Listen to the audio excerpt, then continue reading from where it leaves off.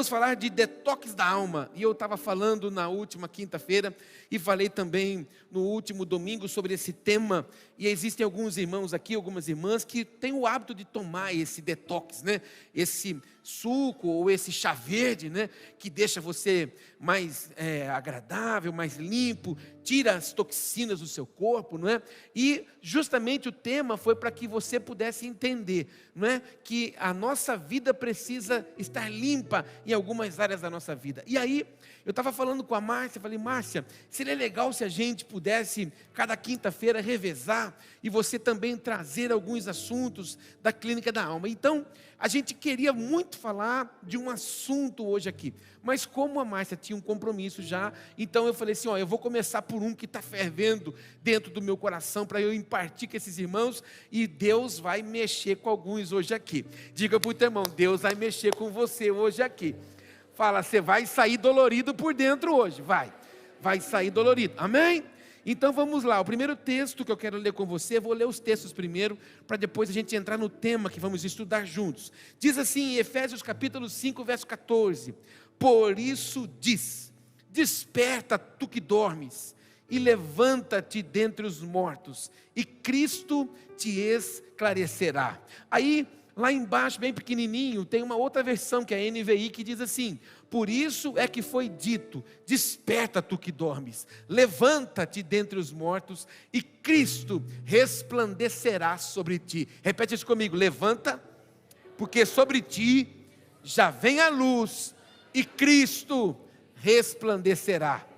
Aí, se você folhear ou você anotar aí, 1 Pedro, capítulo 5, versículo 8, diz assim, sede sóbrios, vigiai, porque o diabo, vosso adversário, anda em derredor, bramando como um leão, buscando a quem possa tragar, ao qual resisti firme na fé, sabendo que as mesmas aflições se cumprem entre os vossos irmãos no mundo. Eu poderia ficar a noite toda falando com você só nesse texto, porque esse texto ele é muito profundo, ele é muito poderoso. Olha o que o Pedro está dizendo, irmãos, igreja, ventos de avivamento, sejam centrados, sejam equilibrados, sejam sem substâncias que alterem o pensamento de vocês. O que é sobriedade? Não está alterado. Estejam sempre no ponto de equilíbrio adequado, se vocês estiverem sóbrios e vocês podendo vigiar, porque o seu inimigo, o diabo, ele anda ao derredor de vocês, esperando uma oportunidade para destruir você. Então faz uma carinha de gente boa e fala para o teu irmão, o seu inimigo, ele fica 24 horas por dia, rodeando você, esperando uma oportunidade. Quantas oportunidades? Uma, fala assim, para destruir você. Porque ele detesta você, ele não quer ver você satisfeito. Por isso que Jesus orientou o seu povo, dizendo que o meu inimigo, o seu inimigo, nosso adversário, ele tem um alvo, matar, roubar e destruir. Este é o alvo dele, ele não tem prazer no seu sucesso. Ele não tem prazer no seu testemunho, ele não tem prazer na sua família estabelecida, ele não tem prazer no seu matrimônio, ele não tem prazer no fortalecimento dos seus filhos, ele não tem prazer na sua sustentação espiritual, não, ele não quer que você seja feliz e satisfeito com aquilo que você possui, ele quer destruir tudo, justamente para quê? Para que você não seja grato pelo favor de Deus. Então é necessário que a gente se atente a isso. O nosso adversário, ele está arrumando um meio para destruir a mim e a você. O que mais? Aí se você for em Provérbios, capítulo 13, no versículo 4 diz assim, a alma do preguiçoso deseja, e coisa nenhuma alcança, mas a alma dos diligentes se farta. Repete comigo, a alma do preguiçoso deseja. Dá uma olhadinha e veja se tem perto de você algum preguiçoso aí. Dá uma olhadinha, vê se tem um preguiçoso, vê se tem cara de preguiçoso. Não, né? Tudo gente firme, gente forte. O preguiçoso deseja e coisa nenhuma alcança, mas a alma dos diligentes tem fartura, tem providência, tem provisão. E uma versão mais ampliada, que é a Bíblia Viva, diz assim, o preguiçoso sonha e nunca consegue nada, mas a pessoa esforçada e trabalhadora realiza os seus ideais. Diga os esforçados, diga os dedicados, alcançam os seus alvos. Quem que alcança? Os dedicados, os esforçados. Deus tem filho predileto? Não. Deus tem filhos dedicados. E você que é pai, você que é mãe, você sabe o que eu estou dizendo. Você pode ter 1, 2, 3 filhos. Mas você que tem mais do que um filho, você sabe que o amor que você tem pelos 2, ou pelos 3, ou pelos 4, ou pelos 14, não sei quantos você tem, mas o amor que você tem por eles é o mesmo. Agora, a dedicação de cada um é diferente. Existem alguns que são mais amorosos, mais dedicados, querem estar mais próximo de você. Outros já são mais afastados um pouco. Então, cada um recebe a porção pelo que, na verdade, está disposto a dar, não é? E Deus também, Ele não tem filhos que Ele trate de uma forma especial, mas Ele tem filhos que se dedicam um pouco mais. E existem pessoas que são assim, elas são dedicadas. Eu não faço nada para que eu seja o melhor. Eu sempre que vou fazer, faço o meu melhor. Eu nunca fiz nada para que as pessoas dissessem que eu sou bom, mas eu sempre dei o máximo de mim. Para quê? Para que tudo que eu fizesse, eu faça uma vez só. Eu aprendi ao longo da vida, e isso não está na Bíblia, isso é a vida que nos ensinou. Quem na verdade faz uma coisa e amanhã tem que voltar a fazer, é porque não dedicou tempo. E isso não é sabedoria, isso é burrice. É por isso que muitas empresas, elas padecem, porque pagam hora extra, achando que a hora extra é uma empresa que está produzindo muito. Não, é um trabalho ocioso, alguém não fez o trabalho que deveria ser feito. Então a nossa vida também tem que ser assim, tudo que se propor a fazer, faça com excelência. Diga para quem está perto de você, tudo que você se dispor a fazer, faça com muita excelência. Eu estou só lendo alguns textos para a gente chegar no tema. Próximo versículo, Provérbios 15, verso 19, diz assim: o caminho do preguiçoso é cercado de espinhos, mas a vereda dos retos, ela é bem aplanada. Diga comigo, a vida do preguiçoso é cheia de embaraço. Fala, mas daqueles que vivem na plenitude do Senhor, ela é bem ajustada. E o que eu quero falar com você lendo esses versículos? Quero falar com você sobre esse tema aqui hoje, ó. Comodismo. Fala comigo, comodismo. Olha para mim e se segure agora para que você possa entender e me ajude a ministrar você essa noite. Eu quero falar desse assunto porque tem muita gente achando que esta palavra comodismo só está ligada ao tema preguiçoso que nós acabamos de ler nos textos de Provérbios. É claro que existem muitas pessoas acomodadas que são pessoas preguiçosas. Há muitas pessoas acomodadas, são pessoas que na verdade deixam para que os outros façam, e elas acreditam tanto nessa verdade dela que ela não se coloca à disposição. Mas existem algumas pessoas que são acomodadas. Por quê? Porque ela acha que a verdade dela é suficiente. Então ela acaba criando um mundo para ela, ela acaba criando um pensamento para ela, ela se apoia em algumas coisas, ela cria alguma coisa diante dela, que aquilo é o suporte da vida dela. Lamentavelmente, dentro da igreja, quando eu digo da igreja, não é dessa, eu digo da igreja de Cristo, há muita gente acomodada pelos dois motivos. Pessoas que na verdade não têm disponibilidade, pessoas que não têm disposição, pessoas que são preguiçosas de verdade. Elas colocaram um trampolim na vida dela, então a tendência é que ela fique observando somente o que os outros estão fazendo, e ela não tem disponibilidade nenhuma para fazer, ela não quer fazer, ela está ainda presa, apegada nas coisas que aconteceram, e talvez porque aconteceram, ela norteou a vida dela, então ela se acomodou. Existem alguns que dizem assim: não, o que eu tenho está muito bom, tenho até muito mais do que mereço. Não, Deus é um Deus que pode prover coisas extraordinárias para mim, para você, e pode fazer muito mais por mim e por você. E comodismo é uma atitude de quem só se preocupa com o seu próprio bem-estar. Conhece alguém assim? Que se preocupa só consigo mesmo? Tem gente que só se preocupa com o bem-estar dela, não se preocupando com os outros, não se preocupando com quem mora em casa, não se preocupando com quem convive com ela, não se preocupando com quem habita com ela num local de trabalho. Não, ela só pensa nela. Pessoas que só se preocupam consigo mesmas, não ligam para os outros, afinal, acreditam apenas nas suas verdades. Fala comigo, acredita nas suas verdades. Você já tentou aconselhar gente que tem uma verdade construída na vida dela? Você não consegue mudar, porque tudo que ela aprendeu a fazer é se justificar. E as pessoas acomodadas, as pessoas presas no comodismo, tudo que ela faz é justificar a vida dela. E o maior erro do ser humano hoje é justificar. E quando uma coisa não dá certo, ele não tem coragem de tentar. E nós sabemos que no mundo, tudo o que é sucesso é alguma coisa que alguém demandou esforço. A gente fala sempre aqui, e eu sempre falo isso no Reino de Negócios. Quando nós vamos, por exemplo, naquela franquia chamada Habib's, que é uma potência hoje. Mas essa franquia nasceu por quê? Nasceu porque eu tinha uma padaria, que na verdade estava quase falindo e quase fechando, até que ele contrata um padeiro, esse padeiro sabia fazer uma esfirrinha bonita, fez uma esfirrinha, vendeu uma fornada, 2 fornadas, 3 fornadas, 5 fornadas, 40 fornadas, 50 fornadas, e aquilo virou um negócio monstruoso, que se vendeu a tanto que virou uma franquia. Quando nós olhamos para o 14 bis, por exemplo, que é um avião, e aí nós falamos assim, o 14 bis, é o 14 porque 13 caíram. Alguém derrubou 13. O 14º voou porque alguém tentou, alguém insistiu. E tem muita gente que não insiste, tem muita gente que se acomodou.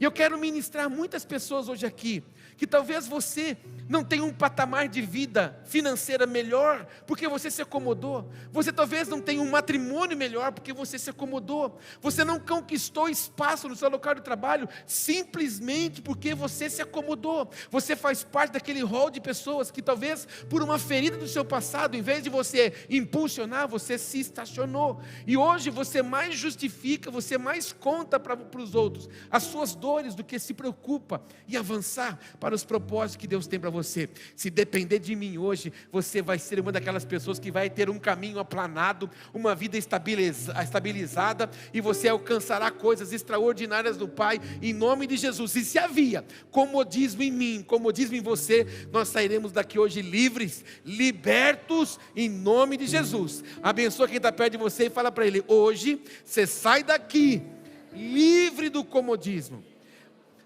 E por que nós temos que começar com esse tema? Porque nos próximos vamos aprofundar um pouco mais. E você não pode, ou melhor, você não vai conseguir tratar as suas emoções se você se acomodar. Porque você pode sair daqui desse culto hoje dizendo assim, eu não vou voltar quinta que vem porque esses assuntos para mim não importam. E você pode sair daqui e se tornar novamente uma pessoa acomodada, que vai ficar sentada lá na sua casa, lamentando as dores, lamentando os fracassos, contando para os outros as mazelas da sua vida, se contentando com a Maria do bairro, se contentando com as novelinhas que passam na televisão, e a sua vida vai continuar assim, entra ano e passa ano. Se depender de mim, você vai sair daqui hoje livre, abençoado, abençoada, e você vai ter uma metanoia, você vai sair daqui hoje alcançando lugares excelentes de Deus, em nome de Jesus. Profetize quem está perto de você, fala, você vai sair daqui hoje alcançando lugares excelentes. Lugares o quê? Excelentes, lugares elevados em Deus. Aí, eu quero compartilhar com você o significado de comodismo, que isso me assombra. Quando a gente estuda a palavra comodismo, ela apavora a gente. Porque a palavra comodismo significa isso, que se encontra albergado, se encontra hospedado. Comodismo é aquele tipo de pessoa que está assim, satisfeita. E eu vou contar uma coisa para você, e por favor, eu respeito a sua ideologia política, e não estou aqui para falar disso, mas eu quero mostrar para você o que uma ideologia faz. Nós vivemos boa parte, estamos vivendo um governo que tem visão socialista. O que o socialismo faz? Dá alguma coisa para os outros, e quando dá, a pessoa se encabresta naquilo, ela para de pensar, porque ela sabe que no final do mês, ela vai passar um cartão, e lá no banco tem um valor para ela, então aquele valor é o suficiente para ela, então ela fica albergada, ela fica hospedada, ela fica acomodada, ela fica sem colocar em prática o que recebeu do Senhor, habilidade, sabedoria. Quantas pessoas que você conhece, que deve ter uma sabedoria tremenda, que deve ser cheio de conhecimento, que poderia ter criado um produto maravilhoso para o mercado, mas se contentou com esse tipo de ajuda socialista que vem, e se tornou uma pessoa assim, albergada, hospedada, acomodada. Não, tá bom, no final do mês está lá, a gente passa o cartãozinho e já vem assim. Pessoas que na verdade enterraram o seu talento, que afundaram as suas habilidades, justamente por quê? Porque escolheram este caminho do comodismo. Se isso acontecia com você, hoje o Senhor vai tocar em você, hoje o Senhor vai renovar você, e você vai sair daqui hoje alcançando coisas extraordinárias do Pai, em nome de Jesus. O que mais é uma pessoa acomodada? O que é comodismo? É ajustado, adaptado ou adequado. A pessoa acomodada, ela não se incomoda. A pessoa acomodada, ela não consegue vislumbrar futuro. Então ela se adequa tanto àquele lugarzinho, que ela fala assim, não, isso aqui assim para mim está bom. Pode estar tudo caindo nos pedaços, mas para ela é o suficiente, ela se acomodou com aquilo. Ela consegue ver que alguém está destacando-se, alguém está avançando. Lá no trabalho dela, ela consegue ver que alguém que entrou depois dela está ocupando funções que deveriam ser dela, mas porque ela se ajustou, se adaptou com aquele pensamento retrógrado, cheio de religião, cheio de medo, porque a religiosidade nos atrofia. A religiosidade nos faz ficar paralisados. Você pode contar isso para o teu irmão? A religiosidade paralisa a gente. E o que é a religiosidade? É quando a gente só começa a ver o outro e não começa mais a ver a Cristo. Isso é religiosidade. A religiosidade nos faz ver os outros, não o Senhor. Então nós passamos a ficar preocupados com as pessoas que estão à nossa volta e não mais com Cristo. E tem muita gente, não tem ninguém aqui hoje, amém, irmão? Mas tem muita gente assim, adaptou, ajustou, criou a vidinha dela num calabouçozinho, num casulozinho. Eu quero profetizar hoje aqui, há pessoas hoje aqui, olhando para mim, que a sua vida é uma vida de quem anda, e você deveria estar voando. Vou dizer de novo, tem pessoas aqui que no mundo espiritual, no mundo material, você está andando, e já era para você estar voando. Mas talvez aquilo que você se programou, ou talvez da família que você veio, do ambiente que você viveu, colocaram tanto lixo em você, que você ficou assim, ajustadinho. E você é o primeiro a se discursar. Não, imagina, eu não sou capaz disso. O acomodado não se vê em capacidade para nada. Eu quero declarar que se você era uma dessas pessoas que não se viam capaz para nada, o Senhor vai renovar você hoje e vai te levar em lugares extraordinários, e você alcançará aquilo que os seus olhos não viram, que os seus ouvidos não ouviram e que nem chegou ao seu coração, em nome de Jesus. O que mais? Ele é resignado, ele é acostumado. O que mais que ele é? Serenado ou sossegado, tranquilizado e pacificado. Como diz, não, é isso. É aquela pessoa assim, paz e amor aí. Oh, vamos fazer isso aqui? Ah, não, deixa para lá. Casamento é assim. Tem uma mulher que é ativa, que é sonhadora, que vislumbra, que quer alcançar, que quer construir, quer estabelecer. Casa com alguém que é acomodado, que está preso nessas características. Cria um conflito no matrimônio. Por quê? Porque ela quer avançar e ele não quer. Ela quer investir, ela quer trocar de casa, ela quer fazer coisas novas. Ele tem medo, ele fica ali. Não, tá bom, para que isso? Não. É um conflito total. Às vezes é o contrário. O marido é ousado e ela é presa, talvez por aquilo que viveu, talvez por aquilo onde cresceu, naquele ambiente de impossibilidades. Ei, irmão, o meu passado, a minha infância, ela foi muito difícil. Eu tenho 50 anos e o que nós que temos de 40 anos para mais, passamos, a geração de hoje e as futuras nunca passarão. Tomar refrigerante só de final de semana, comer frango só de domingo, macarronada a gente não via a hora que chegava domingo, irmão. Agora, não é porque eu vivi numa clausura daquela que eu vou viver também hoje. Não é porque eu vivi numa escassez daquela que a minha vida vai ser sem perspectiva, não. O meu pai e minha mãe nunca voaram, nunca andaram de avião. Os filhos deles já voaram. Os filhos deles já foram para fora do país. Os netos vão para lugares diferentes e os filhos dos netos vão para lugares ainda maiores. É uma sequência. Agora tem gente que não consegue nem voar de avião, porque não, eu tenho medo que minha mãe tinha, sua mãe tinha, vai você viver o novo, vai viver o extraordinário. Nunca fez uma viagem em família, porque a sua família nunca achou que isso era interessante. Não, sua família achava que não era, mas vai viver o novo. Mas tem gente que se acomoda. Tem gente que acha que comprar um carro 0 km é pecado. Tem gente que acha que fazer um financiamento para uma casa é um absurdo. Não, isso é uma prepotência. Não, isso é conquista, isso é alvo, isso é sonho, isso é propósito do Senhor. Olha para quem está do seu lado e diga: nós vamos sonhar e nós vamos alcançar coisas extraordinárias. Então entenda que o comodismo, ele é aquela pessoa que se estaciona na vida, mas existem aquelas pessoas também que se acomodam no mundo espiritual. Tá bom, eu sei meia dúzia de versículos. O Senhor é meu pastor, nada me faltará. Aleluias. Fala aleluia para a semana inteira. Oh glórias. Fala glórias para a semana inteira. Não, isso para ele é o suficiente. Ele vem na igreja de domingo. Não, tá bom, já fui na igreja já. Então ela se acomodou espiritualmente. Ela toma, não, eu tomo minha ceinha no dominguinho, né? Então eu entrego meu diziminho. Então a vida dela é tudo ninho. Por isso você vive no ninho. Oh, glória. Mas é tudo pequenininho, é tudo sonhando limitadinho. Então criou um comodismo espiritual, você não avança. Você pode ver a mesma oração, entra ano e faz ano. Você ora do mesmo jeito. E quando ora, Senhor poderoso, papai, glorioso, majestoso. Não mudou, não renovou, não alcançou algo extraordinário do Pai, não viveu uma experiência nova, não viu um agir, um romper do Senhor. Por quê? Porque está acomodado, pacificou. Não diz para ele: Senhor, eu quero viver coisas extraordinárias. Sabe, irmão, viver coisa nova dá trabalho demais. Sabe, vai doer a musculatura. Falava com uma querida essa semana, ela encucou que ela tinha que ir para a academia. Uma irmã aqui da nossa casa, ela contando para mim essa semana: pastor, fui na academia. E aí, irmã? Nossa, estou moída, estou quase andando de muleta. Aí eu falei assim: lógico. Eu falei: você viveu quantos anos com os músculos na mesma posição? O dia que ele foi tocado, o dia que ele foi confrontado, o dia que ele foi movido a fazer o que ele não estava habituado a fazer, ele deu reações de que ele estava parado. Ele deu reações de que ele estava atrofiado. Assim muitas vezes é a nossa vida. Assim muitas vezes está acontecendo ao meu redor, ao seu redor.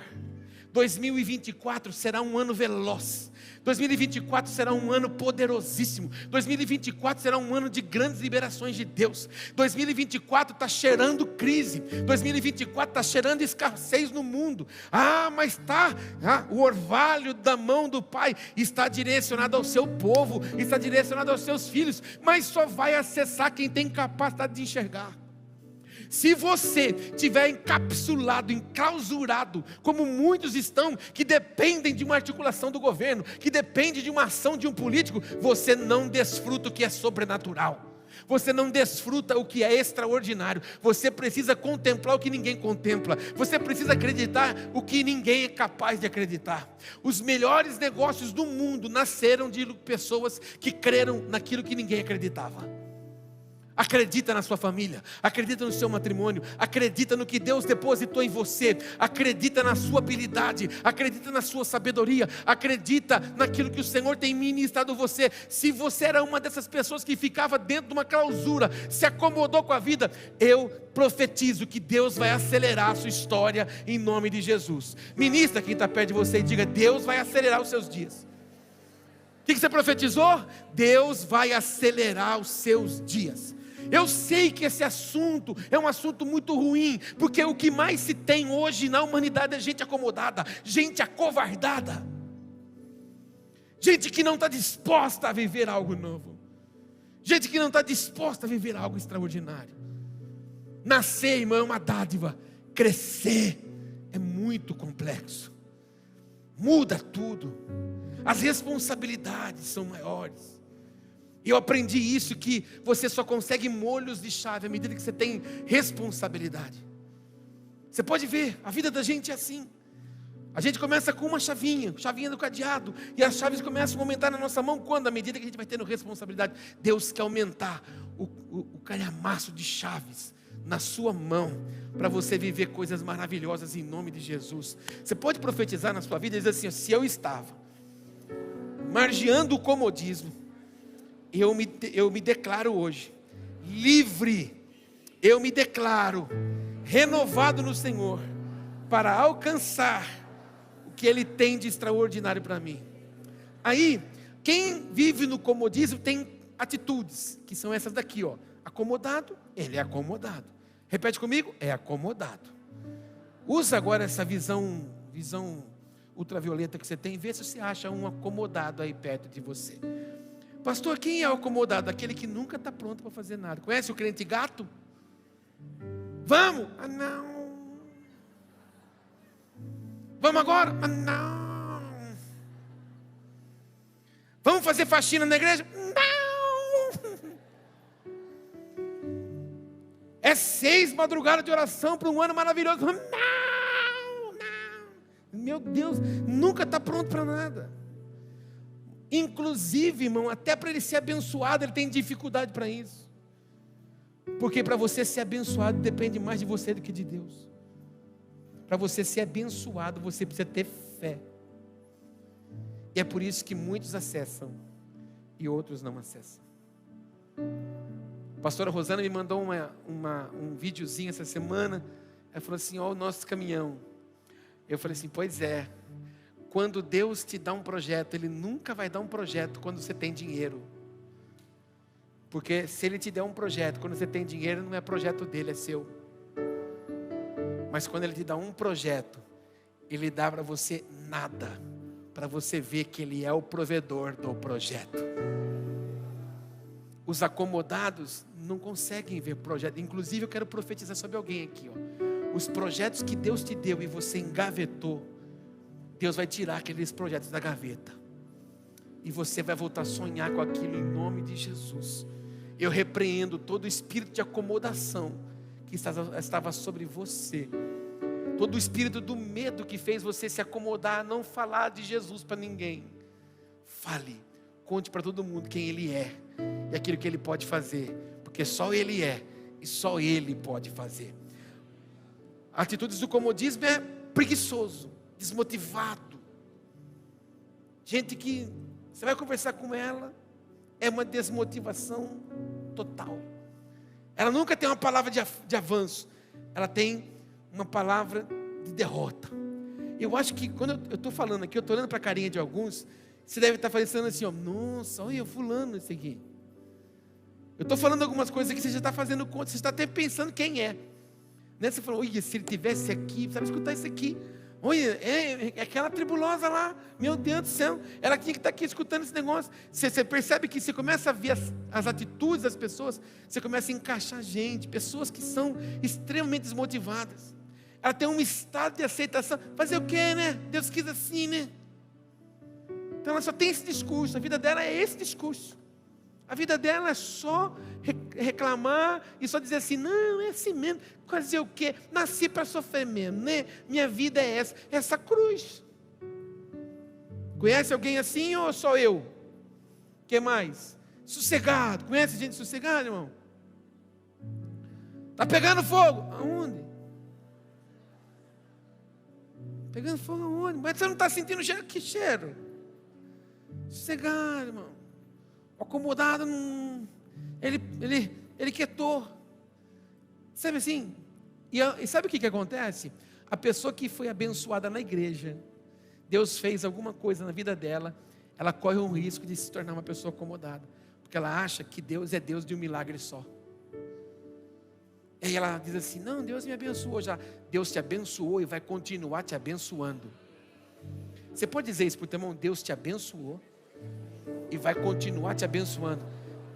Diga mais uma vez, Deus te abençoou e vai continuar te abençoando. Fala para você agora, Deus me abençoou e vai continuar me abençoando. Você crê nisso? Então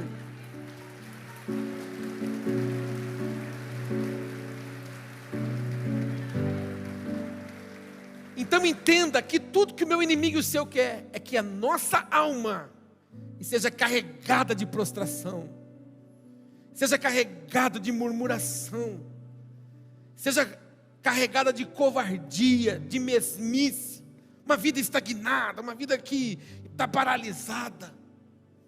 Tem gente que fala, pastor, você não para. Eu digo que eu parar, eu tenho que falar assim, o Senhor me mata, porque Deus não me fez para ficar inerte. Porque se o reino de Deus está em constante movimento, eu também preciso movimentar. Eu preciso sonhar. Eu preciso fazer coisas. Eu tenho na minha família, eu falo que eu não conheço ninguém que sonha mais do que meu filho.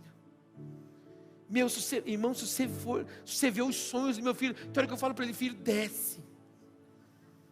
Ele fala, da onde? Eu falei, dessa bexiga que você está voando, cara. Você está indo muito longe, cara.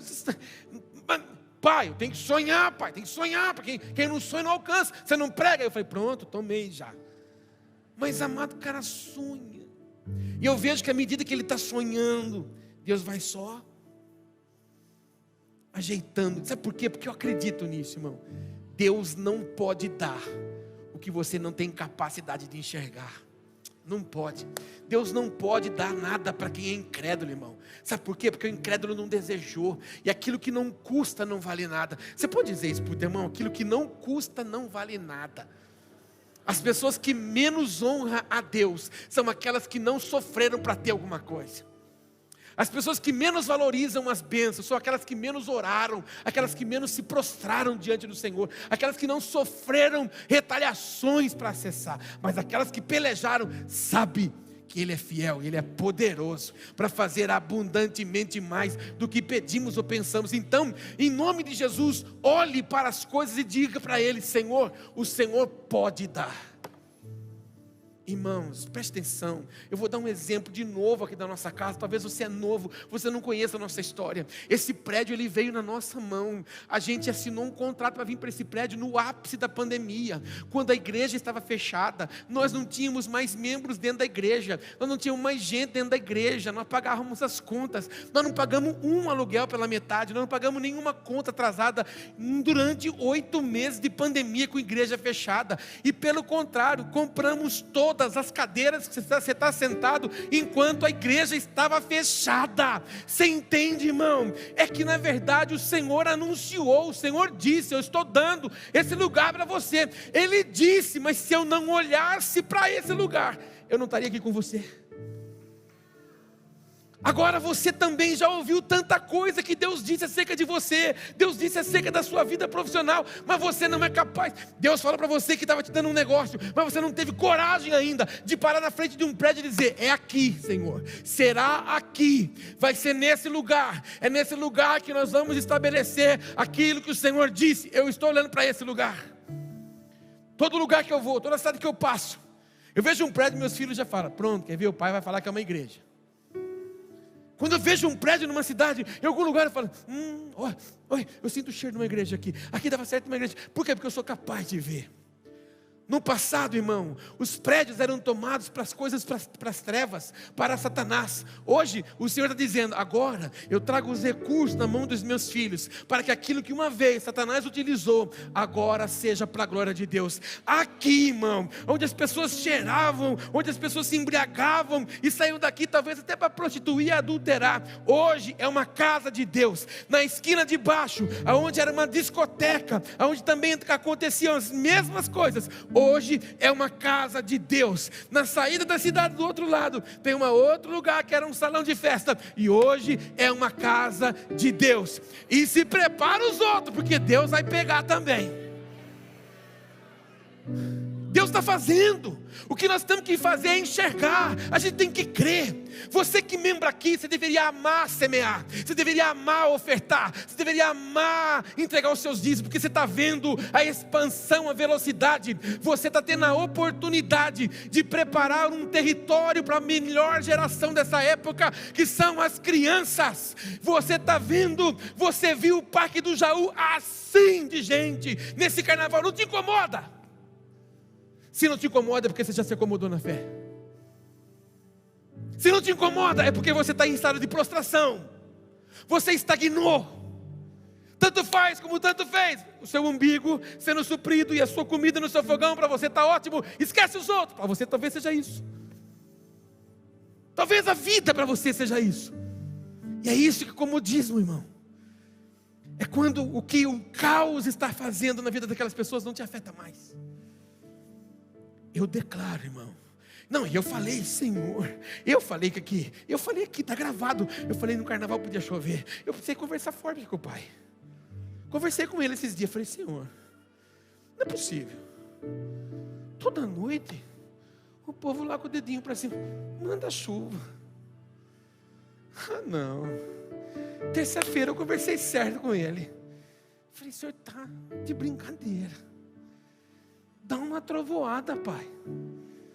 Dá uma espantada no arraial do inimigo. Eu ensinei a minha igreja, Senhor, quem é mais adorado exerce o governo. Então, Senhor, espanta. Daqui a pouco eu escuto um batidinho na calha. Tum.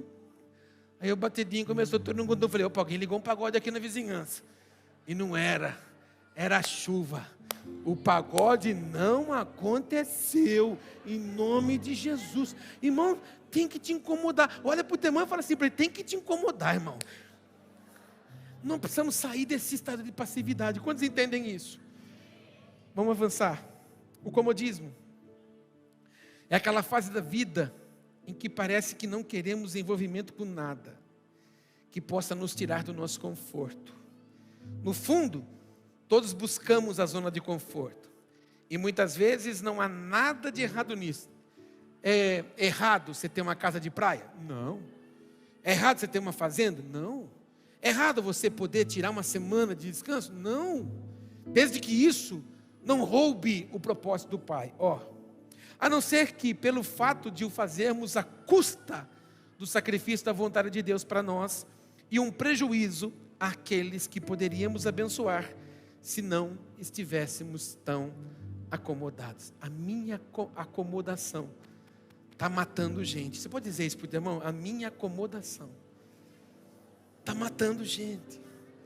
Gente que não foi alcançada por Jesus, gente que não viu, não ouviu as transformações que Ele fez em mim, fez em você, fez em nós. Às vezes o nosso medo, às vezes a nossa falta de disponibilidade para contar para as pessoas quem Ele é e o que Ele pode fazer, está levando gente para o calabouço, levando gente para a morte, levando gente para o inferno, porque nós na verdade nos acomodamos. O que mais que a gente vai aprender hoje aqui? A acomodação impede de usufruirmos o que Deus tem de melhor para a nossa vida, impede de avançarmos, de irmos além. Você pode dizer isso? O comodismo me impede de avançar. Fala outra vez: o comodismo me impede de avançar. Quero profetizar sobre a vida profissional de alguém hoje aqui. Quero declarar que este ano de 2024 você vai receber todas as promoções que você deixou passar na sua história. Tudo aquilo que você recebeu de oportunidades para avançar no seu local de trabalho e você disse não, porque eu não sou capaz. Deus trará mais uma oportunidade para você e você avançará em nome de Jesus. Abençoa quem está perto de você e diga: é o tempo de você avançar. É o tempo de você ir além. Amém. Deus não é acomodado. Em toda a Bíblia encontraremos um Deus motivador, um Deus que sempre quer mais para os seus filhos, abundantemente mais. Aí, o acomodado até sonha em crescer, mas não sai do lugar, não decola, não faz nada para que os seus sonhos se realizem, não corre atrás, não busca em Deus o melhor para a sua vida. Desse jeito está bom, dizem alguns. Fala isso comigo: desse jeito está bom. Faz aquela carinha assim e fala para o irmão do seu lado: desse jeito está bom, irmão. Está amarrado, está repreendido isso, em nome de Jesus. O que mais? Para se alcançar o sucesso, é necessário muitas vezes sair do conforto da nossa casa, da comodidade do dia a dia e enfrentarmos a batalha. Passaremos por chuvas, tempestades, ventos fortes, sentiremos o frio e o calor intenso, mas uma coisa é certa: seremos mais do que vencedores em Cristo Jesus. O esforço nunca será em vão, já a comodidade sim. Você pode dizer essa frasezinha de baixo em voz alta comigo? Vamos lá? 1, 2, 3. O esforço.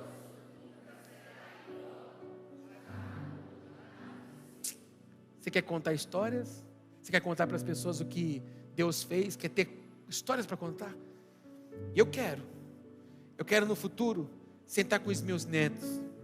Até minha filha falou esses dias: pai, você está falando muito esse negócio de neto. Eu falei para ela que eu me vejo um baita de um vozão. Mas eu falei para ela: eu quero sentar com os meus netos, quero contar para eles. Deus fez isso, Deus fez isso, Deus fez isso, Deus fez isso. Deus foi tão bom comigo, irmão, porque no dia que eu fui para o consultório médico para marcar a minha cirurgia, para fazer a extração da minha tireoide, quando eu estava para entrar no consultório, sai daquele consultório um moço na cadeira de roda. Sai na cadeira de roda e vai embora, junto com um familiar.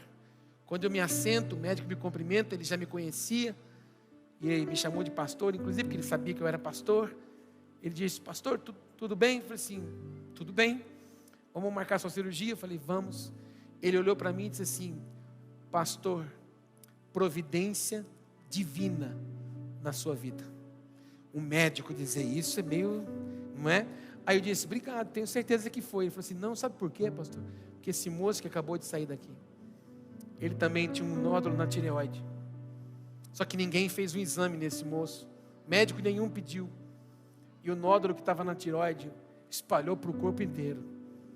E agora não tem mais o que fazer na vida desse moço. Para a sua vida, pastor, foi providência divina. Eu quero sentar um dia com os meus netos e falar assim: olha, o Deus de Abraão, de Isaac, de Jacó e do Paulo, seu avô, fez isso, isso e isso, e me livrou de que na verdade alguma coisa pudesse trazer uma consequência futura. Essa é uma das que eu quero contar para ele. Eu quero contar a história que Deus fez em mim, não quero contar a história dos outros. E eu quero declarar que a partir de hoje você vai começar a contar para os outros as histórias do que Deus está fazendo na sua vida. Chega de você contar para os outros o testemunho dos outros. Chegou a hora de você contar o testemunho da sua vida, da sua história, das suas conquistas em nome de Jesus. Bate no peito e diga: eu vou profetizar e eu vou contar para todos o que Ele fez na minha vida. E a minha pregação começa agora. Fala aleluia. Eu tenho 5 minutos para concluir ela. Quero te mostrar personagens que se acomodaram. A história desses homens foram histórias marcadas pelo comodismo. Foram pessoas que marcaram a sua história porque estabeleceram um marco para a vida deles. Eli, aonde viveu Samuel. Samuel nasceu e foi para aquela casa do sacerdote. Eli tinha 2 filhos terríveis, Ofni e Finéias, nome bonito para você pôr nos filhos. Olha que lindo, Ofni e Finéias. Mas foi 2 tribulações, 2 pestes. Não honraram o Senhor em nada. Eli só cresceu em tamanho, não honrou o Senhor. Quando fica sabendo da morte dos seus filhos, cai de costas, cai o pescoço. Não honrou o Senhor em nada. Prova disso que não se ouvia mais a voz do Senhor. Samuel era aquele que voltou a ouvir a voz do Senhor, porque a família de Eli era uma família totalmente descompactada. Marcou a sua história e era um sacerdote. Aí nós vamos para a vida de Sansão. Quando Deus sonhou com Sansão, disse para a mãe dele: preserva o seu ventre, santifica ele, é nazireu, ele é separado. Então nem uma bebida forte pode ser consumida, tudo tem que ser preservado, porque esse moço vai mudar a história de Israel. Ah, mas no final o cabelo cresceu de novo. Ei, querido, o que ele fez no meio do caminho desonrou o Senhor. Teve olhos para a cobiça, olhos para as mulheres, e mentiu para os seus pais, toca naquilo que não devia, uma desonra. A história de Sansão não é marcada pelas colunas do templo que derrubou e matou um monte de gente. A vida dele é marcada porque Dalila conseguiu enganá-lo. Quem mais? Saul, rei de Israel, recebeu um comissionamento de Deus para transformar o povo, mas na verdade o que escolheu fazer? Agradar as pessoas. Não se preocupou em honrar a Deus, foi honrar os homens. Não se preocupou em satisfazer a vontade de Deus, foi fazer a vontade dos homens. Tem a sua história marcada. E mais, Deus disse: me desagradei tanto deste homem, que sua descendência não tocará o trono, o reino, não tem ninguém. A linhagem de Saul, ninguém tocou no trono. Por quê? Por causa de um homem que se acomodou, um homem que se acovardou, um homem que estacionou, um homem que viveu uma vida do jeito que ele quis. Eu vejo em Saul aquele famoso crente que diz assim: não é bem assim, não tem nada a ver. É a vida de Saul. No final da história a gente vê o que aconteceu com Saul. 10 espias. Quando nós olhamos para a vida dos 10 espias, covardes, só 2 dos 12 foram capazes de trazer um relatório daquilo que Deus disse. Deus não falou para eles: vai lá ver o tamanho dos inimigos. Deus disse: vai espiar a terra que eu dei para vocês. Uma palavra profética quando se ouve na igreja é: eu já estou encontrando com você lá no cumprimento dela. Quando você recebe uma palavra profética aqui na igreja, é Deus te dizendo: já estou te esperando no cumprimento dela. Quem tem que ir até ela é você. Ele fala, você que vai. O Senhor disse para eles: vai lá contemplar, vai ver a terra. Qual foi o relatório deles? A terra é maravilhosa, é bonitinha, viu? Mas está cheio de gigante. O Senhor não perguntou se estava cheio de gigante. Ele disse: vai lá ver o que tem para você. Olha para o teu irmão e diga: levanta os olhos e veja. Fala para ele o que Deus tem para você. Fala: o que Ele tem para você é no mínimo extraordinário. Ló se acostumou com a prostituição da cidade. Quando Ló levanta os olhos e fala: eu vou para cá, Abraão falou: beleza, vou eu para cá. Quando ele vai, ele habita em Sodoma e Gomorra. Mas se você estudar a história de Ló, você vai ver que Ló está acampado na entrada da cidade. E quem estava na entrada da cidade é justamente por quê? Porque amava aquele ambiente, amava aquele lugar, amava aquilo que acontecia naquela cidade. A história de Ló é deprimente para nós que somos crentes em Jesus. Que a minha vida e a sua seja marcada pelos avanços e não pelos retrocessos em nome de Jesus. Pelo contrário, quando nós vemos, a gente vê homens que marcaram a sua vida porque não se acomodaram.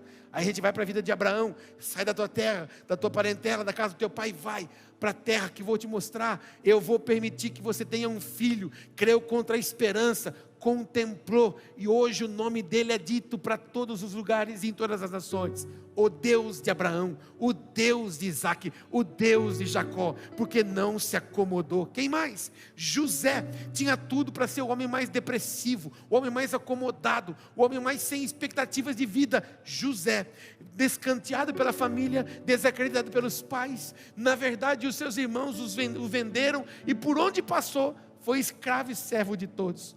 Mas quando Deus escolheu, Deus declarou e estabeleceu o propósito sobre ele, assume a posição, cuida dos seus irmãos, e é conhecido como o primeiro Cristo, porque foi aquele que trouxe salvação para a humanidade naquela época. Meu Deus, que história tremenda.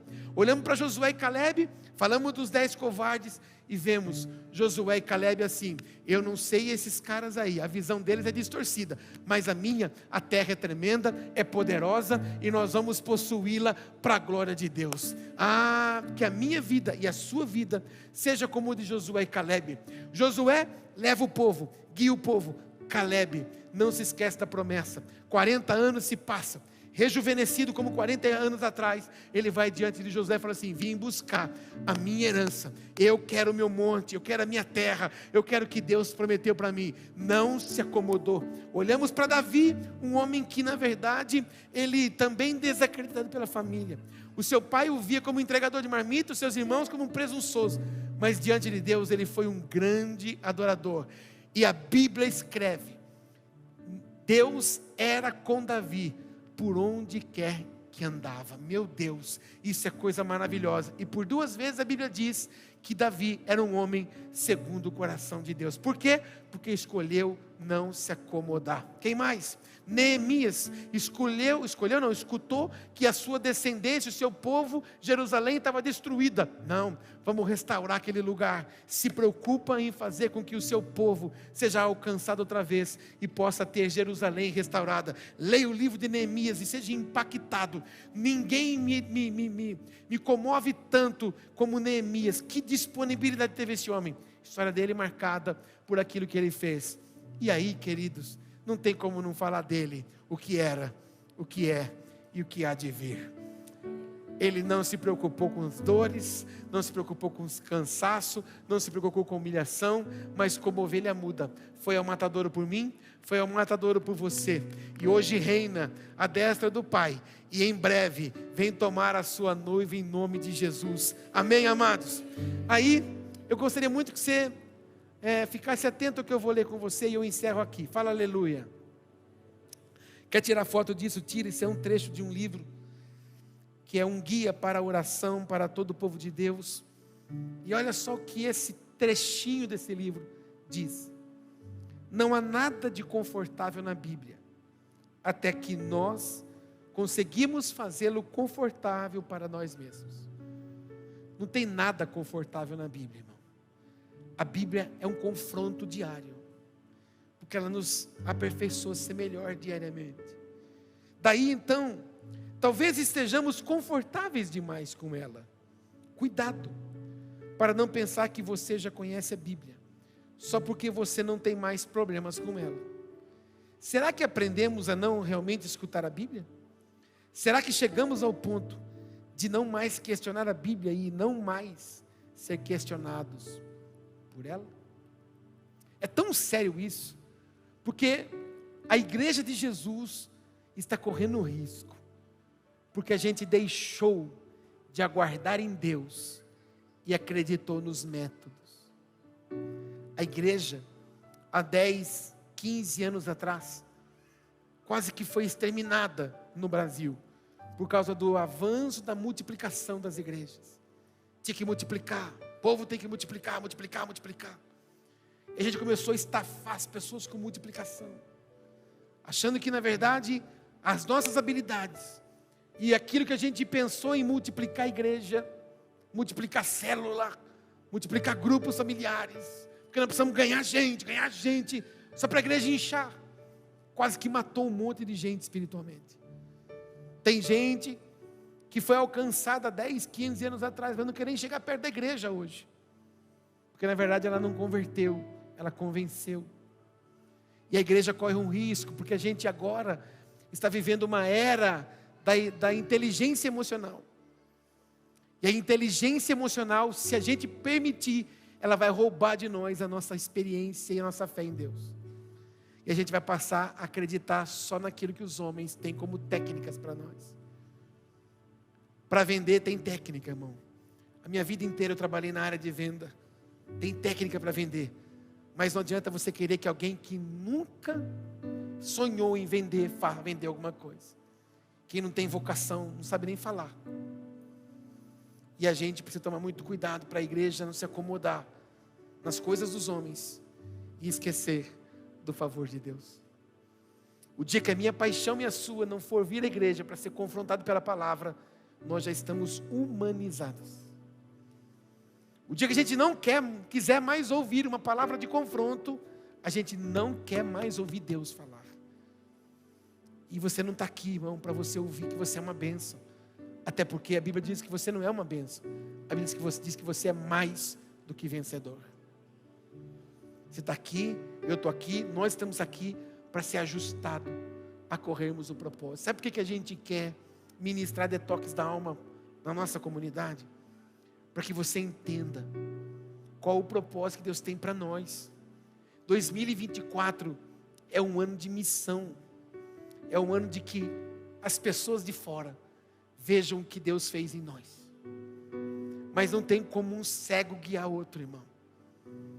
A gente precisa estar tratado para que a gente possa tratar.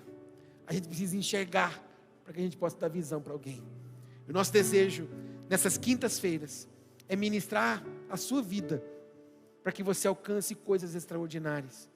Disse para a Márcia, quando a gente estava vindo para cá hoje, falei: Márcia, o meu anseio é que se tiver uma só pessoa na igreja hoje, que tem uma vida acomodada, estagnada, e essa palavra confrontar ela, já valeu demais a pena. Eu gostaria muito que o Espírito Santo fizesse uma obra completa, que você saísse daqui hoje com o seu pensamento, sua mente renovada, mudada, e você avançasse para coisas extraordinárias que o Pai tem para você.